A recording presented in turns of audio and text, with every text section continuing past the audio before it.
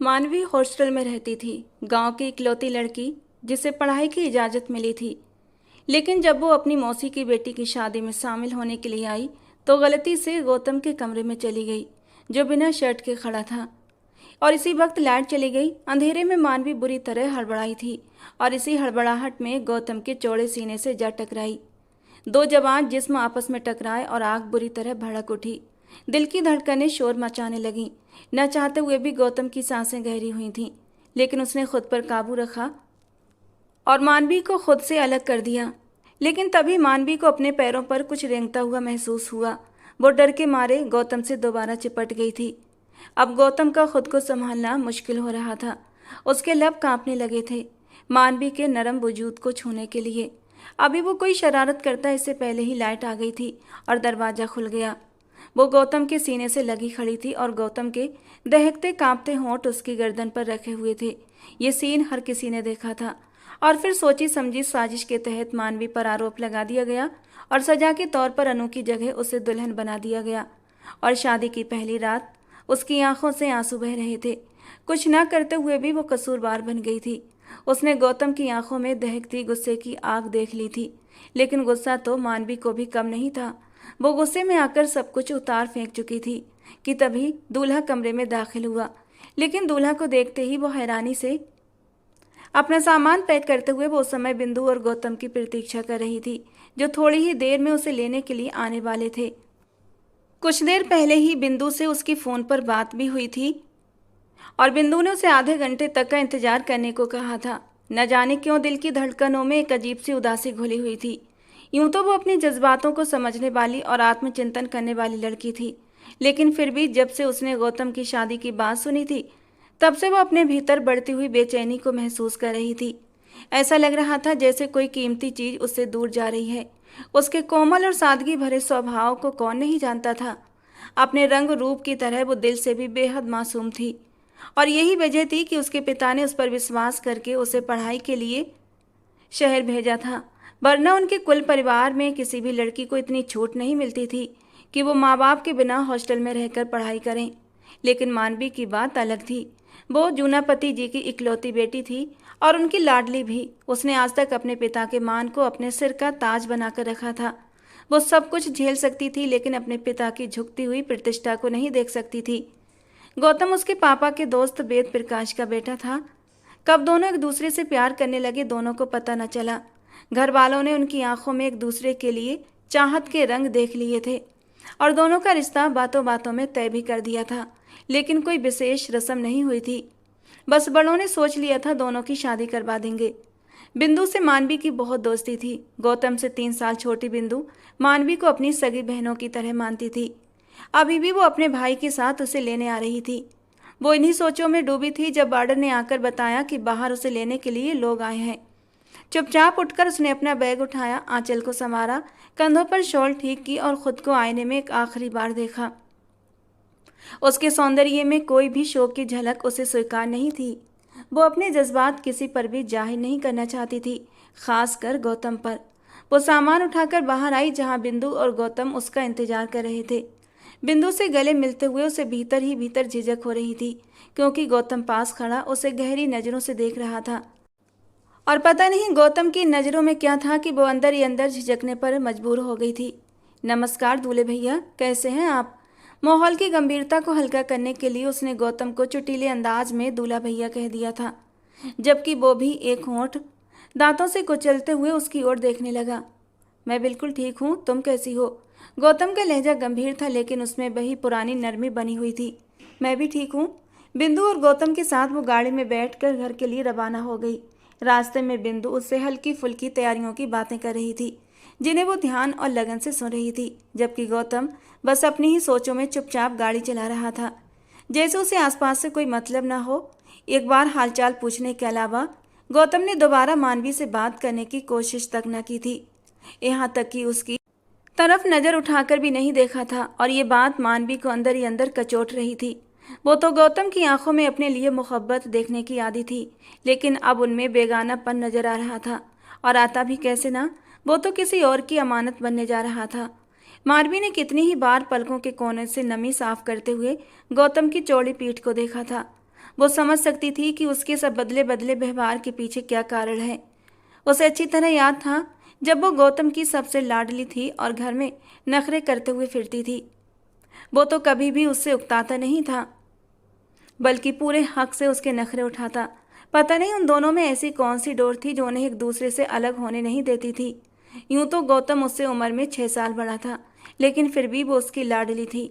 और यही वजह थी, धीरे धीरे उसे एहसास होने लगा था कि वो गौतम के दिल की धड़कनों से जुड़ती जा रही है। उनके बीच प्रेम का रिश्ता बनने लगा था और मानवी को इससे कोई ऐतराज नहीं था। गौतम एक समझदार, शांत स्वभाव और बेहद खूबसूरत पर्सनालिटी वाला मर्द था, जो किसी को भी अपने स्नेह भरे स्वभाव से प्रभावित कर सकता था। बिंदु की बताई बातों के बीच ही मानवी का मन बीती बातों की ओर भटकने लगा था। वो दृश्य कभी नहीं भूल सकती थी जब उसने पहली बार चाय बनाई थी और गलती से उसमें शक्कर की जगह नमक डाल दिया था। घर में किसी को भी वो चाय पसंद नहीं आई थी, लेकिन गौतम की बात अलग थी। उसने कप उठाकर होंठों से लगा लिया। मानवी उसकी आंखों के हाव भाव परखती रही, लेकिन उसके चेहरे पर कोई शिकन तक न थी। यानी उसे कोई फर्क नहीं पड़ा था कि चाय फीकी है या बेस्वाद। उसके लिए तो बस इतना ही काफ़ी था कि ये चाय मानवी ने बनाई थी और पहली बार। उसे अच्छे से पता था वो चाय उसके लिए कितनी अहमियत रखती है। चाय में शक्कर की जगह नमक डाल दिया था मैंने, और आपने पी भी ली। उसने आखिरी घूंट लेते हुए चाय का खाली कप मेज पर रखा तो मानवी हैरानी से उसे देखते हुए बोली। जब गौतम ने भौहें चढ़ाकर उसे देखा, लेकिन मुझे तो महसूस ही नहीं हुआ। शायद मुझे चाय की तलब ज़्यादा थी। उसने बात का रुख मोड़ दिया था और मानवी के दिल की धड़कनों में ये बात कंपन बनकर उतर गई कि उस इंसान ने उसके हाथों से बनाई गई बेस्वाद और फीकी चाय भी बिल्कुल वैसे ही स्वीकार की जैसे वो स्वादिष्ट और बेहतरीन चाय हो। और एक बार नहीं, हर बार ऐसा ही हुआ। उस इंसान ने उसकी हर कमी को अपने सलीके और स्नेह भरे लहजे से संवार कर पेश किया। वो उसकी बेवजह की जिद पर भी नाराज नहीं हुआ, बल्कि हर जिद पूरी करता रहा। लेकिन फिर एक दिन वो आया जब रजनी आंटी उनके घर आई थीं और काफ़ी देर तक बातचीत करती रहीं। मैं चाहती हूँ कि गौतम की बीवी को जल्द से जल्द इस घर से ले जाऊँ, लेकिन मुझे लगता है गौतम की दुल्हन बनने का तो अब किसी को इरादा ही नहीं रहा। रजनी जी ने शरारत से मानवी की ओर देखते हुए कहा था, लेकिन रजनी जी की बातों का मर्म वो ठीक से समझ भी नहीं पाई थी कि उन्होंने किस नज़रिए से बात शुरू की थी।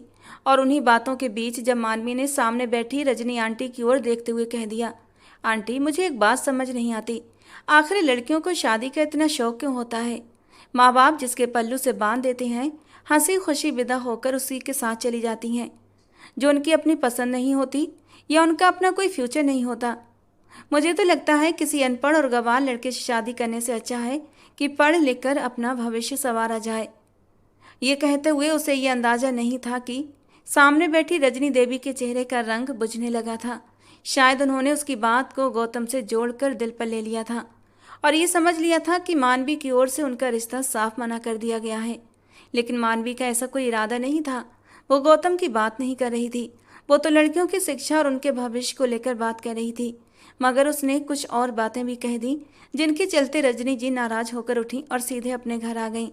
वहां पहुंचते ही उन्होंने गौतम से भी कह दिया कि मानवी ने उसके लिए उनके मुंह पर ही तुम्हें अनपढ़ और गंवार कह दिया है और गौतम से शादी करने से ज़्यादा वो अपनी पढ़ाई और करियर को अहमियत देती है।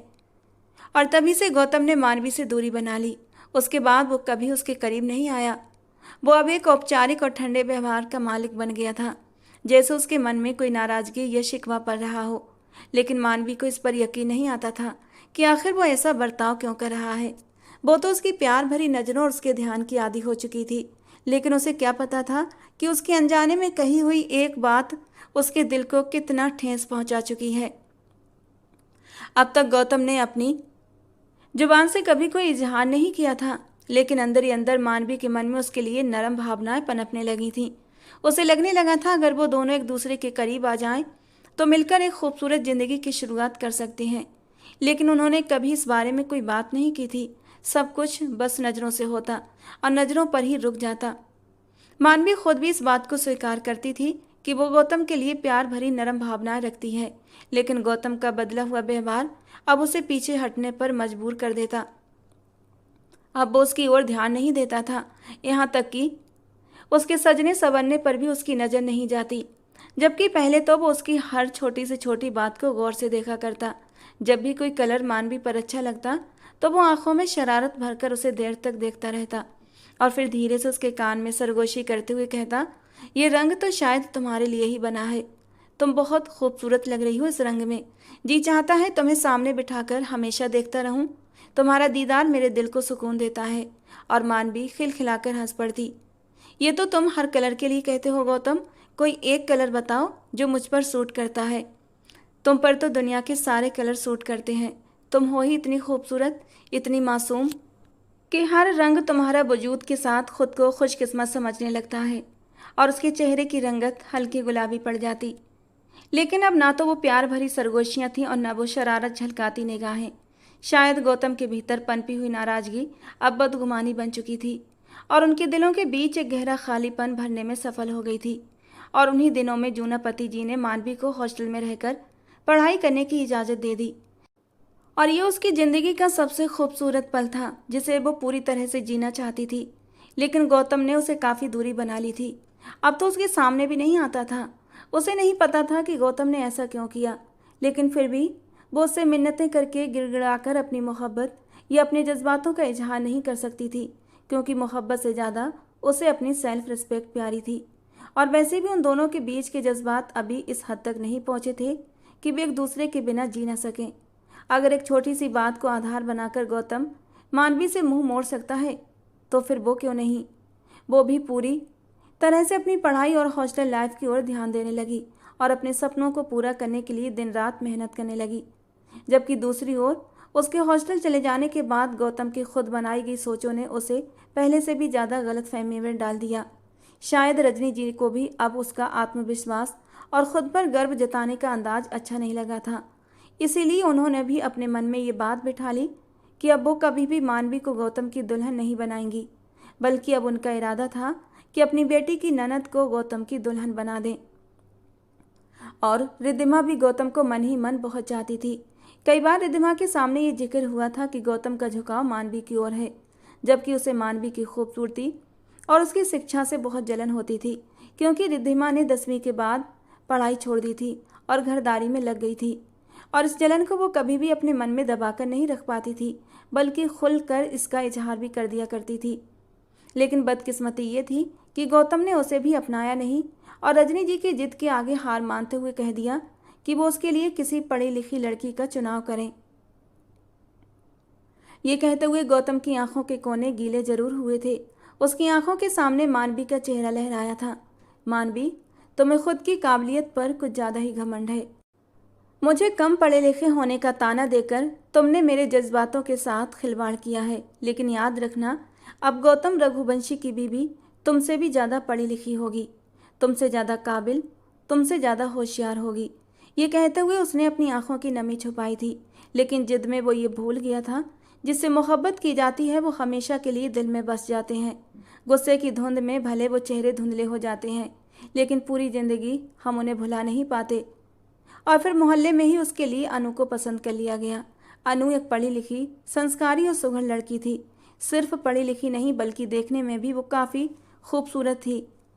एक ऐसी खूबसूरत लड़की जिसे देखते ही गौतम ने हामी भर दी, शायद इसलिए कि वो मानवी को जताना चाहता था कि अगर तुमने मुझे ठुकरा दिया तो तुमसे भी ज़्यादा खूबसूरत और पढ़ी लिखी लड़की मेरी ज़िंदगी में शामिल हो सकती है। हॉस्टल लाइफ ने मानवी के दिल से काफ़ी हद तक गौतम की यादें कम कर दी थीं, लेकिन जब उसने गौतम की शादी की खबर सुनी तभी से एक अजीब सी उदासी ने उसे घेर लिया। हालांकि ये उदासी इतनी भारी नहीं थी कि वो इसे खुद पर हावी होने देती, बल्कि उसे अपनी इसी भीतरी उदासी को छिपाना अच्छे से आता था। पर उसका दिल अंदर से टूट चुका था, लेकिन टूटे दिल की किरतियों को समेटना भी उसे आता था। और यही वजह थी कि गौतम की शादी की खबर सुनते ही वो बेहद एक्साइटेड हो गई थी और वापसी की तैयारियां करने लगीं। 2 साल का समय बीत चुका था। इन 2 सालों में गौतम और वो कभी एक दूसरे से करीब नहीं आए थे। न पहले जैसी हंसी मजाक रही और ना ही दोनों ने एक दूसरे के साथ वक्त बिताया जिससे कि उन्हें अपने जज्बातों का अंदाज़ा होता या फिर वो मिलकर किसी बात को सुलझा पाते। इन 2 सालों ने तो जैसे उन्हें और भी दूर कर दिया था। जहाँ पहले से वे हर बात खुलकर डिस्कस करते थे, अब दोनों के बीच एक झिझक आ गई थी और सिर्फ औपचारिक मुलाकातें रह गई थी। बस कुछ औपचारिक शब्दों का आदान प्रदान होता और फिर दोनों चुप हो जाते। अगर भगवान ने उसकी किस्मत में गौतम नहीं लिखा था तो कोई बात नहीं, वो जहाँ भी रहे खुश रहे। नजरें झुकाते हुए उसने अपनी आंखों की नमी को दिल में उतार लिया था। वो नहीं चाहती थी कि वो किसी भी तरह गौतम की हंसी खुशी सजी बसी जिंदगी में कोई खलल डाले या फिर किसी तूफान की तरह आकर सब कुछ तबाह कर दे। गौतम उसका अच्छा दोस्त रहा था और उसकी खुशियों की दुआ करना मानवी का फर्ज बनता था। इसलिए उसकी खुशियों की दुआ करते हुए वो खुद को बहुत हद तक संतुष्ट महसूस करने लगी। बिंदु ने जिद पकड़ ली थी कि आज मेहंदी और माइयों की रस्म है और कल बारात, इसलिए उसे सीधे बेद अंकल के घर ही आ जाना चाहिए। वैसे भी रजनी जी और बेद जी ने भी सारी रस्में उसी घर में निभाने का फैसला कर लिया था, तो बेहतर यही होगा कि वो ये रात उसी शादी वाले घर में बिताए। बिंदु को लगा था कि सब मिलकर खूब मस्ती करेंगे। बाकी सारी उसकी कजिन्स भी आ चुकी थीं, बस मानवी की कमी थी और उसने भी हामी भर ली। घर में आते ही सबसे मिलने के बाद वो अपने कमरे में चली गई। बेद जी ने अपने घर को बहुत खूबसूरती से सजाया था। कमरे में जाते हुए उसने झांक कर गौतम के कमरे की ओर देखा, जिसकी सजावट ही उसके होश उड़ाने के लिए काफ़ी थी। काफ़ी देर तक वो उदास नज़रों से कमरे के हर कोने को देखती रही। वो कई बार इस कमरे में आ चुकी थी, लेकिन आज 2 साल बाद उस कमरे को इस हालत में किसी और के लिए तैयार देखना उसके लिए आसान नहीं था। कुछ देर वहीं रुकने के बाद वो दूसरे कमरे में चली गई। उदासी ने उस पर इस कदर हावी हो चुकी थी कि बिस्तर पर बैठते ही वो बिल्कुल खोसी गई। बिना सोचे समझे आंखों से आंसू टूट कर गिरने लगे। जो दिल के करीब होता है, जब दिल से दूर जाने लगे तो दिल बेचैन होता है, और आज मानवी का दिल भी बेचैन था गौतम के लिए। उसने कभी नहीं सोचा था कि गौतम इतनी जल्दबाजी में आ जाएगा। उस इंसान से दूर रहना तो फिर भी आसान था, लेकिन उसे किसी और के हवाले कर देना कितना मुश्किल था, ये सिर्फ वही जानती थी। वहीं दूसरी ओर गौतम, जिसने एक अरसे तक अपने दिल में उसकी चाहत को बसाया था, आज उसे इतना खुश और संतुष्ट देखकर फिर से उसके दिल में कड़वाहट और गलतफहमी भर गई। उसने क्या कुछ नहीं किया था मानवी के लिए। उसके करीब आकर उसकी हर ख्वाहिश को पूरा किया, उसके हर नाज नखरे उठाए, लेकिन बदले में उसे क्या मिला? उसे अनपढ़, जाहिल और गवार कहकर वो अपनी ज़िंदगी की ओर बढ़ गई, खुश और संतुष्ट होकर। उसने एक बार भी नहीं सोचा कि गौतम के दिल में उसके लिए कैसे जज्बात हो सकते हैं। वो उसकी भोली सूरत पर मर मिटा था। उसके मासूम से लहजे ने उसे अपना दीवाना बना लिया था, लेकिन मानवी की तरफ से उसे अपनापन कभी नहीं मिला। थोड़ी ही देर में उसके माता पिता भी वहाँ आ गए, जिनसे मिलकर वो बहुत खुश और संतुष्ट हुई थी।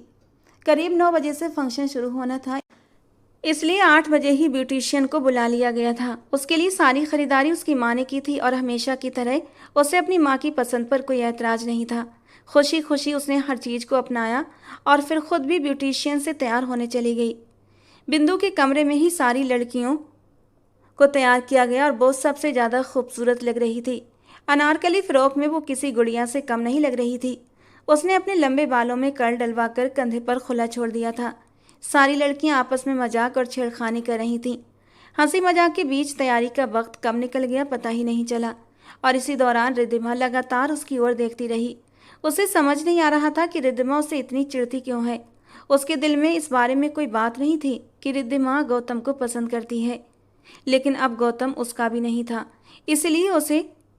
इसलिए उसे भी मानवी से दूर रहना चाहिए था। लेकिन इस वक्त वो कोई बखेड़ा खड़ा नहीं करना चाहती थी और फिर चुपचाप तैयार होकर उसी कमरे में चली आई। गौतम जब अपने कमरे से बाहर निकला तो उसकी एक हल्की सी झलक उस पर पड़ी थी और फिर वो वहीं ठिठक कर खड़ा रह गया। हमेशा की तरह उसकी हल्की सी झलक ने ही उसके दिल में हलचल मचा दी थी। वो इतनी खूबसूरत थी कि देखे बिना रहा नहीं जा सकता था, और इतनी ही रूड कि उसके मुंह से निकले शब्दों ने गौतम के दिल को छलनी कर दिया था। और उस लड़की ने आज तक मुड़कर एक बार भी अपने कहे गए शब्दों की उससे माफ़ी नहीं मांगी थी। जो भी हो, वो उसके बचपन का दोस्त था। उन्होंने एक लंबा वक्त एक दूसरे की संगत में बिताया था। आज वो उसकी शादी में शामिल होने आ गई थी। न केवल वो आई थी बल्कि पूरे दिल से तैयार भी हुई थी। गौतम अनचाहे ही सही, लेकिन कदम बढ़ाकर उसके कमरे की ओर चला गया। आज आखिरी बार वो उस लड़की से बात करना चाहता था, ताकि दिल के किसी कोने में ये कसक न रह जाए कि उसने उसे जताया नहीं, उसने अपने ठुकराए जाने का गम नहीं मनाया। कमरे में आते ही मानवी यूं ही बेवजह पलंग पर बैठ गई। उसकी गौतम से अब तक कोई मुलाकात नहीं हुई थी।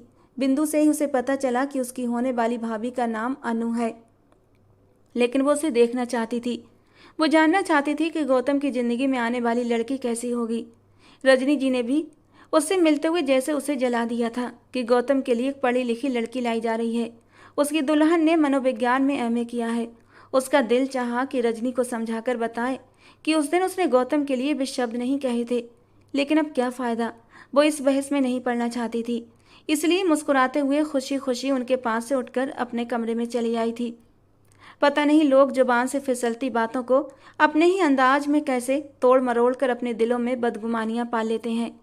उसने आज तक कभी गौतम को लेकर ऐसा नहीं सोचा था कि वो उससे कम पढ़ा लिखा है। वो जैसा भी था उसका था, लेकिन आज उसे हमेशा के लिए गौतम से जुदा किया जा रहा था। वो अभी इन्हीं सोचों में गुम थी जब गौतम कमरे में दाखिल हुआ और वो उसे अविश्वास से देखती रह गई।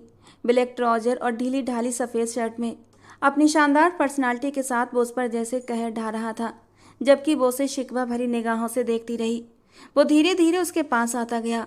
उस वक्त गौतम की आंखों में जो कुछ था वो उसे झकझोर देने के लिए काफ़ी था।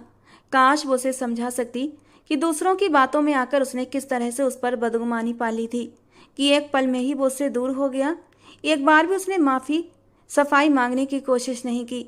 क्या वो लोग इतने अजनबी हो गए थे या फिर उनके बीच कभी ऐसा जुड़ाव ही नहीं था? क्या वो मानवी को नहीं जानता था कि वो उसके लिए किस तरह के शब्द इस्तेमाल कर सकती है? अभी वो इन्हीं सोचों में थी जब गौतम बिल्कुल उसके सामने आकर कड़वाहट भरी निगाहों से उसे देखने लगा।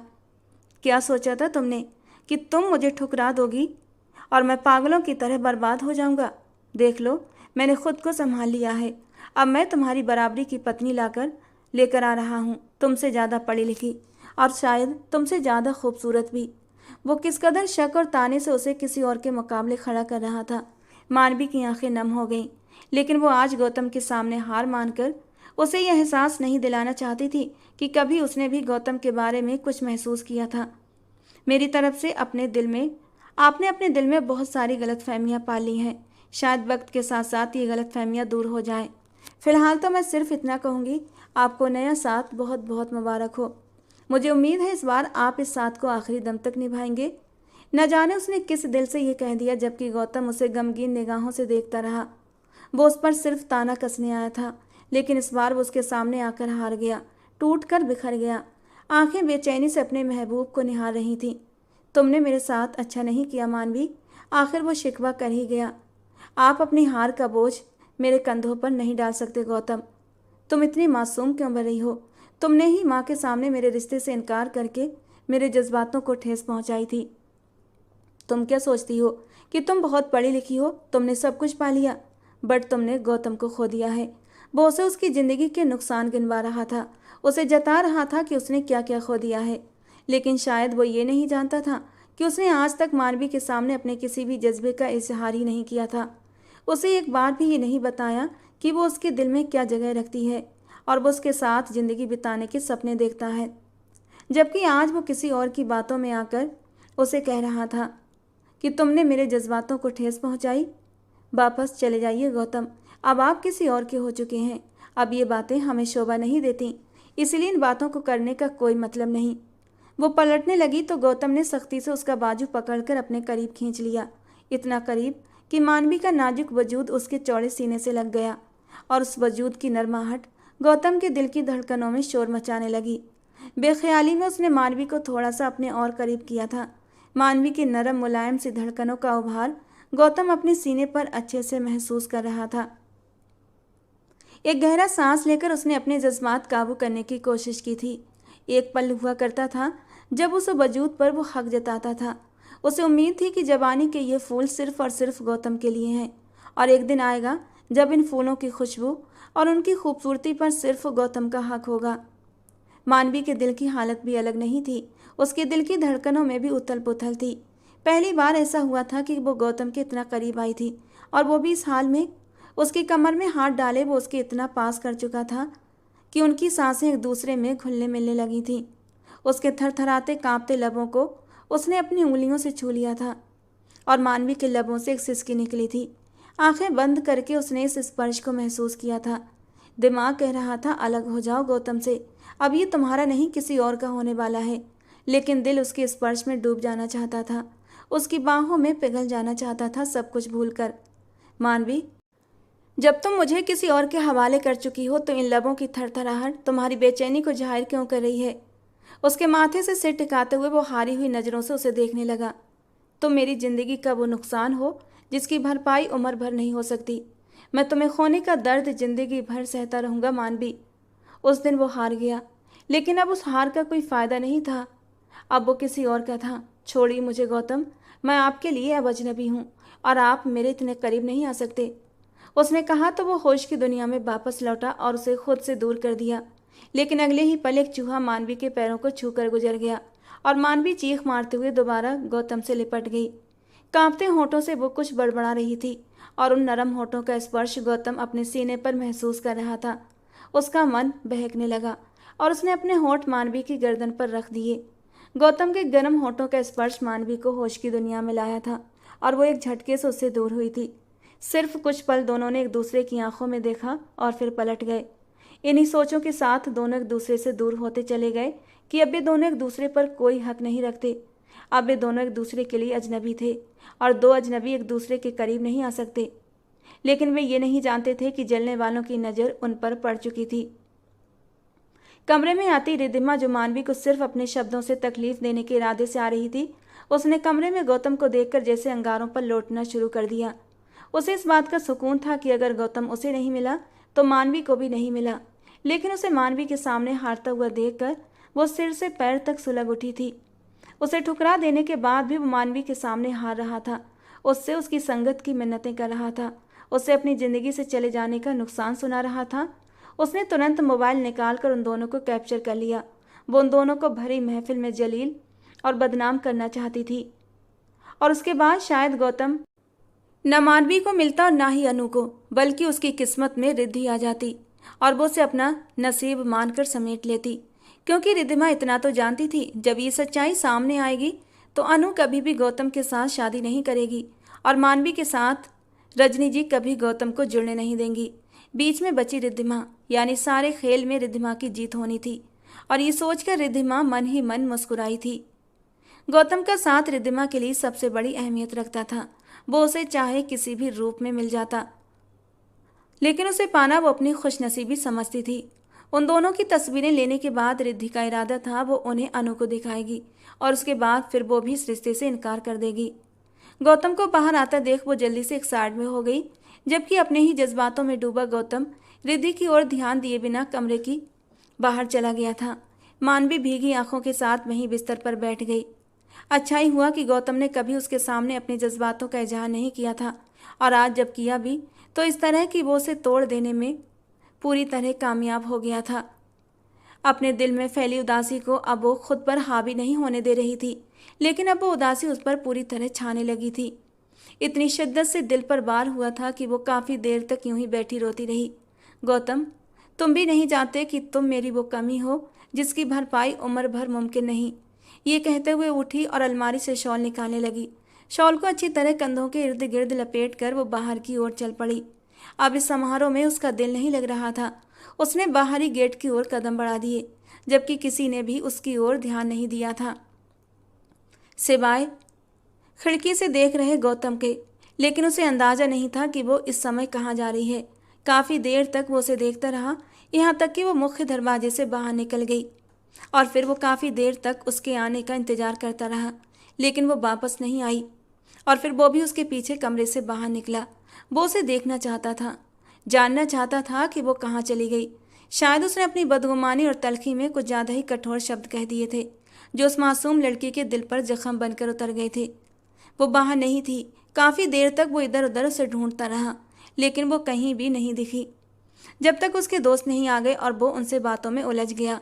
लेकिन उसका दिमाग अब भी मानवी के ख्यालों में घिरा हुआ था। उसे यकीन था कि वो कुछ देर में लौट आएगी, बट वो गई कहाँ? एक ही सवाल उसके दिमाग में बार बार गूंज रहा था। अनु और गौतम के परिवार की ओर से एक कंबाइंड फंक्शन रखा गया था। दोनों घरों के बड़ों ने फैसला किया था कि गौतम के लॉन में ही ये रस्म आयोजित की जाएगी और इस फंक्शन में दूल्हा दुल्हन को साथ बिठाकर मेहंदी लगाई जाएगी। वैसे तो गांव में अब तक इस तरह की कोई रस्म शुरू नहीं हुई थी, लेकिन इस बार पहली बार गौतम के परिवार ने इस कंबाइंड फंक्शन की शुरुआत की थी। काफ़ी वक्त बीत गया, लेकिन बिंदु और रजनी जी को फंक्शन में मानवी कहीं नजर नहीं आई। वो भी उसे ढूंढने लगी। गौतम ने भी आने में काफ़ी देर कर दी थी और उधर अनु स्टेज पर बैठी उसका इंतजार करती रही। और तभी उसके दोस्त ने आकर बताया कि वो किसी शहर से आए हुए दोस्त को अस्पताल छोड़ने गया है, क्योंकि इमरजेंसी में उसे शहर जाना पड़ा। उसकी माँ की तबीयत अचानक बिगड़ गई थी और गौतम उसे अपनी गाड़ी में छोड़ने गया, इसलिए थोड़ी देर इंतजार करना पड़ेगा। लेकिन मानवी कहाँ चली गई?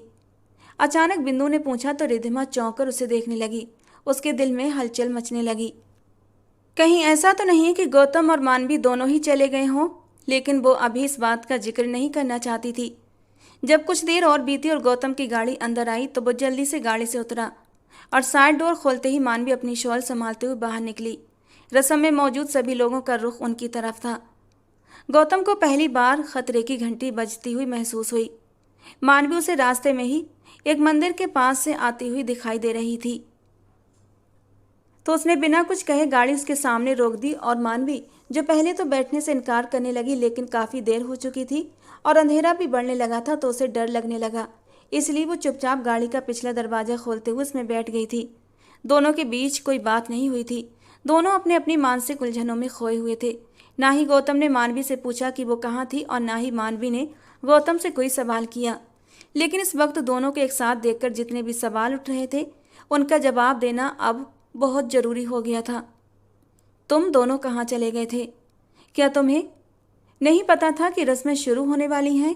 रजनी जी ने सख्त लहजे में गौतम को देखते हुए पूछा, जबकि वो आगे बढ़कर माँ को तसल्ली देने लगा। मैं रोहन को अस्पताल छोड़ने गया था क्योंकि उसकी माँ की तबीयत बहुत ख़राब हो गई थी। और फिर मानवी मुझे रास्ते में आती हुई दिखाई दी, शायद ही अपनी किसी दोस्त से मिलने गई थी। बस कर दो, और कितना झूठ बोलोगे? क्या तुमने इस नए रिश्ते की शुरुआत भी झूठ से करनी है? तुम दोनों एक दूसरे के साथ थे तो साफ क्यों नहीं बताते?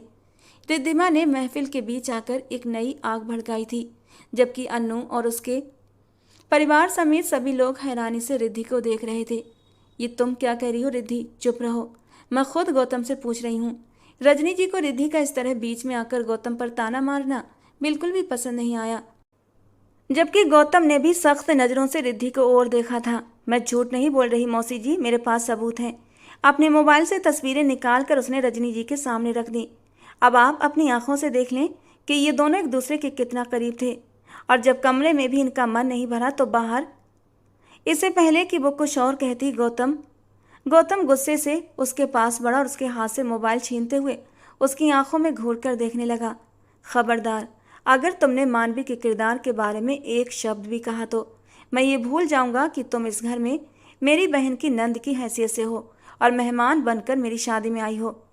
हाँ तो भूल जाओ, लेकिन सच को झुटलाया नहीं जा सकता और सच्चाई यही है। वो डरने वाली नहीं थी, वो रिद्धि थी, मानवी नहीं।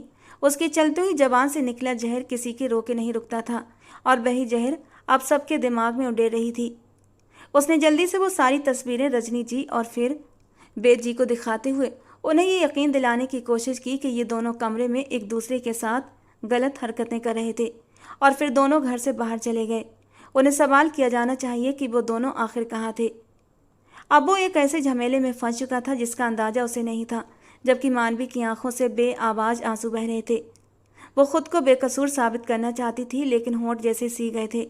अनु चुपचाप स्टेज पर जाकर बैठ गई। वो एक पढ़ी लिखी सुलझी हुई लड़की थी। उसने कभी इस तरह की स्थिति का सामना नहीं किया था, लेकिन आज जो कुछ उसकी आंखों के सामने हो रहा था उसे नकारा नहीं जा सकता था। पापा, ये झूठ बोल रही है, ऐसी कोई बात नहीं है। अगर ये झूठ बोल रही है तो ये तस्वीरें कहाँ से आईं? गौतम, वेद जी की आंखों में भी अब शक की परछाइयाँ थीं। वे अपने बेटे की इस हरकत पर शर्मिंदा थे, जबकि मानवी लगातार रोते हुए सारी स्थिति देख रही थी। वो कुछ नहीं कह सकती थी, उसे अंदाजा नहीं था कि उसके साथ ऐसा कुछ हो जाएगा। वो जल्दी से अपनी माँ के पास बढ़ी। मम्मा, ये लड़की झूठ बोल रही है, ऐसा कुछ भी नहीं है, आप मुझ पर यकीन करें। जबकि उन्हें अपनी बेटी पर पूरा भरोसा था, लेकिन उस वक्त सबकी आंखों में वे तस्वीरें धूल झोंकने का काम कर रही थीं। अगर रिद्धि के पास सबूत न होते तो शायद कोई भी उसकी बात पर यकीन नहीं करता, लेकिन इस बार वो पूरी तरह सबूतों के साथ बात कर रही थी। तस्वीरों में साफ दिख रहा था कि मानवी गौतम के किस कदर करीब खड़ी थी, उसके सीने से लगी हुई, और वो उसके होठों को अपनी उंगलियों से छूकर मोहब्बत भरी नज़रों से उसे देख रहा था। अनु की फैमिली नाराज होकर वापस चली गई थी। पूरे माहौल में एक तनाव फैल गया था। सबकी जुबान पर एक ही बात थी कि मानवी और गौतम एक दूसरे के साथ पकड़े गए हैं। जितनी बदनामी हो सकती थी हो चुकी थी, और इस बदनामी में दोनों ही चुप थे। उनके पास कहने को कुछ नहीं था। ये बस अनजाने में उठाया गया कदम था जिसे गौतम कभी सोच भी नहीं सकता था, और ना ही वो कोई ऐसी हरकत कर सकता था जो उसकी इज्जत को नुकसान पहुंचाए। वही मानवी रो रोकर बुरी हालत में थी। हॉस्टल में रहकर भी उसने अपने पिता की इज्जत बनाए रखी थी, लेकिन आज जो हुआ वो उसका सोच भी नहीं सकती थी। गांव के लोग वैसे भी बात बिगाड़ने में माहिर होते हैं, और ऐसा ही उसके साथ हुआ। लोगों ने बात को जितना फुलाया जा सकता था उतना फुलाया, और उस फुलाए हुए सच में ये बात सबके सामने आई कि गौतम और मानवी एक दूसरे के साथ गलत रिश्ते में शामिल हैं। अगले दिन गौतम की बारात का दिन था, लेकिन अनु के घर वालों की तरफ से कोई सकारात्मक जवाब नहीं आया। वे लोग भी शायद शक की गिरफ्त में आ चुके थे, और खुद अनु ने भी इस बात की पुष्टि कर दी थी कि वो गौतम से शादी नहीं करना चाहती। वो किसी ऐसे इंसान की ज़िंदगी में आकर अपनी ज़िंदगी बर्बाद नहीं कर सकती जो पहले ही अपनी ज़िंदगी किसी और के नाम कर चुका हो। खैर, अनु के घर वालों ने रिश्ता देने से मना कर दिया। दोनों घरों की जितनी बदनामी हो सकती थी हो चुकी थी। रिद्धि और उनके घर वाले भी अपने घर चले गए थे। रिद्धि ने अपनी भाभी के सामने ये इच्छा जाहिर की कि इस मुश्किल वक्त में वो अपनी माँ को मेरा रिश्ता ऑफर करें, लेकिन वो अच्छी तरह जानती थी कि गौतम उसे कभी भी पत्नी के तौर पर स्वीकार नहीं करेगा। वो कभी भी इस बात को मंजूर नहीं करेगा कि रिद्धि उसकी ज़िंदगी में आए, चाहे उसे पूरी ज़िंदगी अकेले ही क्यों ना गुजारनी पड़े। दूसरा दिन बर्बादी का दिन था। वेद जी ने फैसला किया कि इन दोनों का विवाह कर दिया जाए, ताकि लोगों की चलती जुबानें बंद हो जाएं और दोनों के रिश्ते को भी सही रूप दिया जा सके। मम्मा, मैं ऐसा नहीं कर सकती। मैं गौतम की ज़िंदगी में शामिल नहीं होना चाहती। इतनी बदनामी के बाद वो उस इंसान की ज़िंदगी में शामिल नहीं हो सकती थी। वो जानती थी उसे सारी ज़िंदगी ताने सुनने मिलेंगे। उसे लोगों की बेमतलब निगाहों का सामना करना पड़ेगा। झूठी कहानी पर सच्ची मोहर लग जाती। वो किसी की ज़िंदगी खराब करके उसके अधिकार पर कब्जा नहीं कर सकती थी। ये अनु का हक था और उसे मिलना चाहिए था। वहीं गौतम लगातार इनकार करता रहा, और अंत में वही हुआ जो बड़ों की सहमति थी। कुछ बुलाए हुए मेहमानों के सामने दोनों के विवाह की रस्म रखी गई। सुनैना जी कमरे में आई तो वो अभी भी बिस्तर पर उदास बैठी थी। शादी के लिए तैयार हो जाओ मानवी, कुछ ही देर में पंडित जी आने वाले हैं। उसने सुनैना जी के हाथ पकड़ लिए। मम्मा, मैं बेगुनाह हूँ। ऐसी कोई बात नहीं है, ये सिर्फ एक गलतफहमी है। सुनैना जी ने नरमी से उसका चेहरा छुआ। अगर ये झूठ है तो वो तस्वीरें क्या थीं? मैंने खुद अपनी आंखों से देखा था। और फिर मानवी ने अपनी नज़रें चुरा लीं। मम्मा, वो एक कमज़ोर पल था जब गौतम मेरे करीब आया था, मुझे अपनी मोहब्बत का यकीन दिलाने जो वो मुझसे करता था, लेकिन कभी इजहार नहीं कर पाया था। लेकिन मैंने उसे समझा दिया था और ख़ुद से दूर कर दिया था कि वो अब किसी और का होने वाला है। हम दोनों का कोई रिश्ता नहीं है, और भी इस बात को समझ भी गया था। लेकिन मुझे क्या पता था कि उसे एक कमज़ोर पल की तस्वीर रिद्धिमा ले लेगी और सारा खेल खराब कर देगी। सुनैना जी ने गहरी सांस ली। जो कुछ हो रहा है उसे होने दो। एक बार अपने पिता की मर्जी के सामने सिर झुका दो। अगर तुम बेगुनाह हो तो भगवान जरूर इंसाफ करेगा। और वो चुप हो गई। और वाइट रंग के लहंगे में हल्का मेकअप किए वो तैयार थी, लेकिन अंदर ही अंदर एक भारी बोझ उसके सिर पर था, जिसने उसके अनु के सपनों पर पानी फेर दिया था। वो ऐसा कभी सोच भी नहीं सकती थी, लेकिन तकदीर के हाथों मजबूर थी। उस दिन उसे गौतम के साथ शादी कराकर गौतम की पत्नी बना दिया गया, जबकि उसके दिल में अभी तक कोई एहसास नहीं जागे थे। उसने गौतम से मोहब्बत जरूर की थी, लेकिन उसे इस तरह पाने की चाह नहीं थी। वही गौतम के चेहरे पर भी गहरी चुप्पी थी। उसने अपनी जवानी में जितनी इज्जत बनाई थी उसे उतनी ही बदनामी मिली, और ये सब कुछ रिद्धिमा की वजह से हुआ था। लेकिन बदले में उसे मानवी भी मिल गई थी। उसे मानवी का साथ मिल गया था, लेकिन वो इस सच को भी नकार नहीं सकता था कि मानवी ने उसे नकार दिया था, और अब वो ज़बरदस्ती उसी के ऊपर थोप दी गई थी। उसने अपने दिल में पक्का फैसला कर लिया था कि वो उस लड़की से कभी रिश्ता नहीं बनाएगा जिसने उसे धुतकार दिया था। वो कभी भी अपनी मर्जी उस पर नहीं थोपेगा। वो अपनी ज़िंदगी से अपनी राहें उससे हमेशा के लिए अलग कर लेगा। वहीं दूसरी ओर मानवी के दिल में सिर्फ ये दुख था कि काश वो उस रात इतनी मजबूरी में अपने जज्बात उसके सामने न रखती, और न ही गौतम उसके कमरे में आता तो वो शायद इतनी बदनाम न होती। उसके बाप का सिर उठाने लायक नहीं रहा था। वहीं दूसरी ओर उसे इस बात का भी एहसास था कि अगर उस दिन वो बाहर न जाती और गौतम और वो एक दूसरे के साथ न आते तो शायद वो उसकी ज़िंदगी में आग लगाने का कारण नहीं बनती। वो अनु के साथ खुश था। उस दिन उसने कहा था कि अनु न केवल उससे ज़्यादा पढ़ी लिखी है, बल्कि उससे ज़्यादा खूबसूरत और खुश मिजाज भी है। यानी उसके दिल में अनु के लिए जज्बात थे। बेद जी का इरादा था क्योंकि अब दोनों का विवाह हो चुका है, इसलिए दोनों की विदाई भी कर दी जाए। इस मामले को टालना ठीक नहीं था। शायद उनके दिल में अभी भी अपनी बेटी के प्रति शक था। दोनों की सहमति से विवाह के साथ विदाई भी कर दी गई और उसे गौतम के कमरे में पहुंचा दिया गया। इतनी बदनामी उसके नसीब में आई थी, वो अंदाजा भी नहीं लगा सकती थी कि लोग उसके बारे में क्या सोच रहे होंगे। उसे सिर्फ इसी बात का दर्द था। वहीं रजनी जी का रवैया भी उसके साथ काफ़ी सख्त और गंभीर था। वो यही सोचती थी कि एक बार उनके बेटे को नकार देने के बाद वो उसकी ज़िंदगी में आकर उसके लिए बदनामी का कारण बनी थी। काफ़ी देर हो गई, लेकिन गौतम कमरे में नहीं आया था। शायद वो उसका सामना नहीं करना चाहता था और वो भी काफ़ी देर तक उसका इंतजार करती रही। फिर उठकर कपड़े बदलने चली गई। वो नहीं चाहती थी कि फिर से वो पारंपरिक दुल्हनों की तरह गौतम के इंतजार में बैठी रहे। वो जानती थी गौतम के दिल में उसके लिए क्या जज्बात होंगे, और जिस तरह दोनों की विदाई हुई थी, शायद वो यहाँ अनु की जगह उसे देखकर अजीबोगरीब विचारों में डूबा हुआ होगा। तभी गौतम कमरे में अंदर आया। ढीली ढाली शर्ट पैंट में उसे देखकर गौतम को काफ़ी हैरानी हुई। कम से कम उसे तो उसके इंतजार में बैठना चाहिए था। चाहे जैसा भी हो, लेकिन अब उन दोनों का विवाह हो चुका था और वो उसकी ज़िंदगी में उसकी पत्नी के तौर पर शामिल हो चुकी थी। लेकिन उसने अपने पति का इंतजार करना भी पसंद नहीं समझा, यानी वो उसे अपने काबिल नहीं समझती थी। कमरे में आने के बाद उसके चेहरे पर फिर से एक बार गुस्सा और कड़वाहट फैल गई। उसके चेहरे को देखकर ही मानवी ने समझ लिया कि शायद वो बहुत गुस्से में है। दोनों एक दूसरे से शक में इतने डूबे हुए थे कि उन्हें एहसास भी नहीं हुआ कि अपने ही सोचों में वे अपने रिश्ते की डोर को कमज़ोर कर रहे हैं। मैं इस तरह तुम्हारी ज़िंदगी पर हावी नहीं होना चाहता। जो कुछ भी हुआ, जैसे भी हुआ, सब तुम्हारे सामने है। लेकिन लेकिन उस रात की मजबूरी के लिए मैं तुमसे माफ़ी मांगता हूँ। शायद मैं तुम्हारे सारे सपनों को तोड़ चुका हूँ। गौतम उसके सामने बैठा माफ़ी मांग रहा था। जब उसने हैरानी से गौतम को देखा, वो धीरे से बोली, मुझे तुमसे माफ़ी मांगनी चाहिए, ना कि तुम्हें। ना उस दिन मैं तुम्हें रास्ते में मिलती और ना ही तुम्हारे लिए बदनामी का कारण बनती। तुम्हारी खुशी से भरी जिंदगी में मैंने गड़बड़ी डाली। वो कहते हुए बेबसी से रो पड़ी। गौतम ने उसका चेहरा अपनी ओर मोड़ा। तुम्हारी आंखें खूबसूरत लगती हैं, लेकिन तुम्हारी आंखों में टूटे सपने और बहते आंसू मुझे बेचैन कर देते हैं। न चाहते हुए भी वो उसके सामने फिर से बह गया था। उसका भीगा भीगा चेहरा वो सहन नहीं कर पा रहा था। धीरे से उसके होंठों पर झुकते हुए वो ना चाहकर भी अपने हक को जाहिर कर गया। जब महबूब का नरम स्पर्श मिला तो वो बुरी तरह जज्बाती हुआ था। मदहोशी में चूर वो उसके नाजुक से होठों का मदहोशी से रस पी रहा था। लेकिन मानवी की बिगड़ी हालत गौतम को जल्दी ही होश की दुनिया में लाई थी। मोहब्बत इंसान को बेबस कर देती है। मोहब्बत इंसान को उस राह पर ले जाती है जिसके बारे में वो सोच भी नहीं सकता।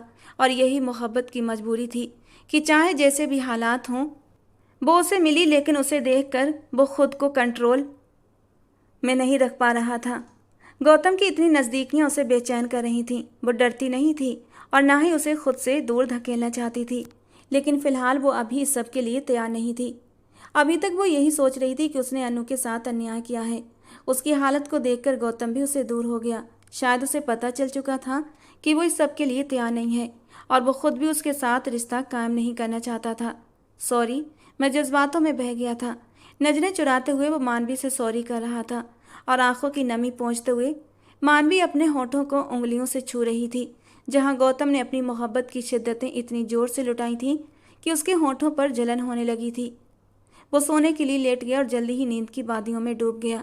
उसके सो जाने का भरोसा होने के बाद मानवी भी उसके पास लेटकर आंखें बंद कर गई। नई जगह, नए रिश्ते के साथ सोना उसके लिए काफ़ी मुश्किल था। ऊपर से गौतम की मौजूदगी का एहसास उसके दिल को बेचैन कर रहा था। कितनी ही देर तक वो उसकी पीठ को देखती रही। उसका दिल कर रहा था गौतम की पीठ से लिपटकर अपने बेचैन जज्बातों को शांत कर ले, लेकिन चाह कर भी वो ऐसा न कर सकी। अगली सुबह वो गौतम से पहले उठकर कमरे से बाहर आ गई। घर में फैली हुई खामोशी उसे अजीब लग रही थी। वो रसोई की तरफ गई तो बिंदु अपने लिए चाय बना रही थी। बैठो मानवी, तुम्हारे लिए भी चाय बना दूं? बिंदु और वो लगभग एक ही उम्र की थी। दोनों के बीच अच्छी समझदारी थी। बिंदु एक नरम दिल की लड़की थी। आंटी जी कहाँ हैं? उसके सवाल पर बिंदु ने खामोशी से उसे देखा। उसे हैरत हुई कि बिंदु ने जवाब क्यों नहीं दिया, लेकिन फिर उसने दूसरा सवाल करना ठीक नहीं समझा। बिंदु ने चाय का कप उसके सामने रख दिया और वहीं बैठ गई। गौतम और तुम्हारी शादी की खबर सुनते ही रिद्धिमा ने खुदकुशी करने की कोशिश की है। और ये सुनकर मानवी को यकीन नहीं हुआ। रिद्धिमा ऐसा कैसे कर सकती है? वो भाई से प्यार करती है और किसी भी हाल में उसे अपना बनाना चाहती है। इसलिए जब वो अपनी मंशा में सफल नहीं हुई तो हार कर ये कदम उठाया। मानवी का दिल डर से धड़क उठा। वो एक और नुकसान सह नहीं कर सकती थी। अभी अस्पताल में है लेकिन खतरे से बाहर है। माँ ने मना किया है कि तुम और गौतम बाहर ना जाओ, क्योंकि तुम दोनों को देखकर उसकी तबीयत और ख़राब हो सकती है। मानवी ने बिंदु की नज़रों में देखते हुए चाय का कप उठाया और घूंट पी लिया। न जाने मोहब्बत कितने लोगों को नुकसान की तरफ धकेलती है। उसे रिद्धिमा के लिए गहरा अफसोस हुआ। कुछ देर बाद जब गौतम को भी ये खबर मिली तो वो हैरान हुआ था, लेकिन उसे कोई अफसोस नहीं हुआ। रिद्धिमा की हरकतों का अंत यही होता था। दोपहर तक रजनी जी और बेर जी भी वापस आ गए थे, पर इस बार उनका मिजाज बदला बदला सा था। रिद्धिमा खतरे से बाहर थी। कड़ी मेहनत के बाद उसे बचा लिया गया था। अगर थोड़ी सी देर और होती तो शायद वो जान गंवा देती। गहरे दर्द के बाद अब उसे अपनी गलती का एहसास हो चुका था। इसलिए उसने सबके सामने मान लिया था कि उस दिन उसने बात को गलत रंग देकर गौतम और मानवी के खिलाफ साजिश रची थी और उन्हें फंसाने की कोशिश की। वे केवल कमरे में बातें कर रहे थे और उसने गलत नज़रिए से उनकी तस्वीरें खींची थीं ताकि सिर्फ गौतम को वो अपना बना सके।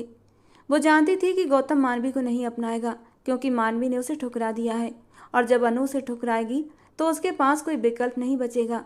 लेकिन वो ये नहीं जानती थी कि बड़ों की सहमति से गौतम और मानवी एक दूसरे को पालेंगे। और फिर हार कर उसने ये कदम उठाया था। घर के बड़ों को जब ये पता चला तो उनके दिल बच्चों की तरफ से साफ हो गए थे। उन्हें खुशी हुई कि बच्चों ने कोई गलत कदम नहीं उठाया था। वे इस बात से भी संतुष्ट थे कि दोनों ने एक दूसरे को स्वीकार कर लिया था और जो किस्मत में लिखा था वही हुआ। मानवी के पापा विशेष रूप से अपनी बेटी से मिलने आए और पिता की छाती पर सिर रखकर वो रो पड़ी। पापा, मैंने ऐसा कोई भी कदम नहीं उठाया जो आपकी इज्जत खराब करे।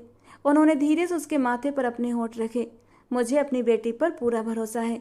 मैंने आपको गलत समझा, इसके लिए अपने पापा को माफ़ कर देना। उसने नरमाई से उनके दोनों हाथ पकड़कर उन पर प्यार भरा चुम्बन दिया। आप मेरे लिए सब कुछ हैं पापा, मैं आपको खोकर जी नहीं पाऊंगी। वो उनसे बेइंतहा मोहब्बत करती थी। एक दूसरे का साथ मिलना उनका नसीब था। उन्हें इसका एहसास हो गया था। दोनों के मिलने के बाद वे जितने खुश और संतुष्ट थे ये काफ़ी था। रिद्धिमा की सच्चाई ने उनके ऊपर मंडरा रहे काले बादलों को दूर भगा दिया था और अब वे सच में एक दूसरे से जुड़ चुके थे। कमरे में गौतम अंदर आया तो मानवी कहीं जाने के लिए तैयार खड़ी थी। क्या आप मेरे साथ मंदिर चलेंगे? उसने पूछा तो वो पलट कर उसे देखने लगा। आप मेरे साथ चलो, मुझे अपनी मनोकामना पूरी करनी है, उसने कहा और गौतम चुपचाप उसके साथ चल पड़ा। सिंदूर और पारंपरिक पीले कुर्ते में सजी मानवी इतनी खूबसूरत लग रही थी कि वो कितनी ही देर तक उसके मासूम चेहरे को देखता रहा। बिना मेकअप भी उसका चेहरा बहुत आकर्षक और मासूम था। उसे खुद भी यकीन नहीं हो रहा था कि वो मंदिर में आखिर क्या मनोकामना पूरी करने आई है। वहां पहुंचकर उसने हाथ जोड़कर प्रणाम किया, पूजन किया और फिर अपनी हिस्सेदारी से प्रसाद खरीद कर वहाँ मौजूद लोगों में बांट दिया। वो प्रसाद बांटती रही और गौतम उसकी सादगी को आश्चर्य से देखता रहा। उसे लगता था कि वो एक पढ़ी लिखी आधुनिक लड़की है जो इन बातों में यकीन नहीं करेगी। 3-4 घंटे तक वो उसका इंतजार करता रहा और वो अपने मन की शांति में व्यस्त रही। उसने गौतम की ओर ध्यान नहीं दिया। जब वो पूरी तरह से संतुष्ट होकर अपना काम पूरा कर चुकी तब मानवी गौतम के पास लौट आई। चलो, वो जाने को तैयार थी। गौतम ने उसके मासूम और संतुष्ट चेहरे को देखकर चौंकते हुए पूछा, ये सब क्या था मानवी? उसने कंधे उचकाते हुए जवाब दिया। वो नरमी से मुस्कुराई और उसकी मुस्कान के साथ उसके चेहरे पर हल्की सी लाली छा गई। आपने मुझसे पूछा नहीं कि मैं उस रात कहाँ गई थी? मुझे पूछने का मौका ही नहीं मिला। दोनों कितने समय बाद फिर से इस तरह से बात कर रहे थे जैसे उनके बीच कोई मनमुटाव नहीं था। सारी दूरियां और दिल की खींचातान मिट गई थी। मैं उस रात अपने दिल की उदासी और बेचैनी के कारण मंदिर चली गई थी, क्योंकि मैं आखिरी बार यहाँ आकर भगवान से मनोकामना करना चाहती थी। मुझे उस रात एहसास हुआ था कि आपका जाना मेरी ज़िंदगी में एक ऐसा खालीपन छोड़ जाएगा जो कभी भर नहीं सकेगा। आपको खोने के बाद मुझे नहीं पता था कि मैं कैसे जीऊँगी। मन की पीड़ा को कम करने का कोई और रास्ता न दिखा तो मैं यहाँ पर आ गई और काफ़ी देर तक बैठकर रोती रही। मैं आपसे आपको मांग नहीं सकती थी, इसीलिए मैंने मनोकामना की कि अगर भगवान मुझे आपका साथ दे दें तो शायद मेरे अंदर जीने की उमंग फिर से पैदा हो जाए, जो शायद आपके दूर होते ही ख़त्म होने वाली थी। वो नरमी से बोली, लेकिन मैं नहीं जानती थी कि आप मुझे इस तरह मिलेंगे। मैंने नहीं चाहा था कि मैं अनु से छीन कर आपको अपना बनाऊं या बदनामी का बोझ आपके कंधों पर डालूं। मैं कोई बीच का रास्ता तलाश कर रही थी, जिससे या तो मुझे सुकून मिले या फिर अनु। गौतम उसे अनिश्चितता से उसके चेहरे के भाव देखता रहा। उसे यकीन नहीं था कि वो भी उसकी मोहब्बत में बंधी हुई है। क्या मैं पूछ सकता हूँ कि तुम आखिर मुझे क्यों पाना चाहती थी? वो हैरानी से गौतम के चेहरे को देखने लगी। मोहब्बत इतनी खोखली नहीं होती कि वो दूरियों या शक व गुमान से हमसे दूर हो जाए और हम उसे जाने दें। मोहब्बत एक ऐसा एहसास है जो हमें अपने साथ बांध कर रखती है। बड़ी बड़ी बातें मेरे लिए ठीक नहीं। शायद मैंने अपनी मोहब्बत आपके सामने ठीक से जाहिर नहीं की, लेकिन तब तक ये एहसास मुझ पर गहराई से छा गया था कि मैं आपके बिना रह नहीं सकती। जब मैंने सोचा कि मैं आपको खो दूंगी, तब मोहब्बत सबसे ज़्यादा दिल पर वार करती है जब उसके दूर जाने का डर सताए। गौतम के चेहरे पर मुस्कुराहट छा गई। यानी वो भी उससे उतनी ही मोहब्बत करती थी जितना वो उससे। शायद उसकी मोहब्बत कम थी कि उसने कुछ बातों को लेकर उसके बारे में गलत सोच लिया था जो वो डिज़र्व नहीं करती थी। लेकिन वो उस रात भी उम्मीद के सहारे उसे पाने के लिए चली आई थी और भगवान ने उसे उसकी झोली में डाल दिया था। वापसी का सफ़र बेहद सुखद था। मानवी ने एक बार इच्छा जताई कि वो एक बार अनु से मिलना चाहती है। अपने दिल को समझाने के लिए गौतम ने गाड़ी का रुख अनु के घर की ओर मोड़ दिया। वो आज तक अनु से नहीं मिला था, लेकिन मानवी की इच्छा थी, इसलिए वो भी चला आया था कि अनु से मिल सके। अंदर ही अंदर उसे भी इस बात का गिल्ट था कि उस लड़की के साथ अच्छा नहीं हुआ। वो घर में दाखिल हुई तो उसे पता नहीं था कि उसके साथ कैसा व्यवहार होगा या अनु का क्या रिएक्शन होगा। अनु की माँ उसे देखते ही पहचान गई। उसने अनु के बारे में पूछा तो उन्होंने उसे अनु के कमरे में भेज दिया। कमरे के सामने आकर उसने हल्की सी आवाज़ के साथ दरवाज़ा खटखटाया था। दरवाज़ा शायद खुला था, इसलिए उसका हाथ लगने से दरवाज़ा धीरे से खुल गया। अनु ने हैरानी से उसे देखा और वो भी उलझन में अनु को देख रही थी। धीरे से उसकी ओर बढ़ते हुए उसने हेलो किया तो अनु के चेहरे पर मुस्कान फैल गई। आओ मानवी, कैसी हो? एक पल के लिए उसे यकीन नहीं हुआ कि सामने खड़ी लड़की अनु है, लेकिन फिर उसने खुशी से उससे बात की और मानवी ने आगे बढ़कर अनु को गले लगा लिया।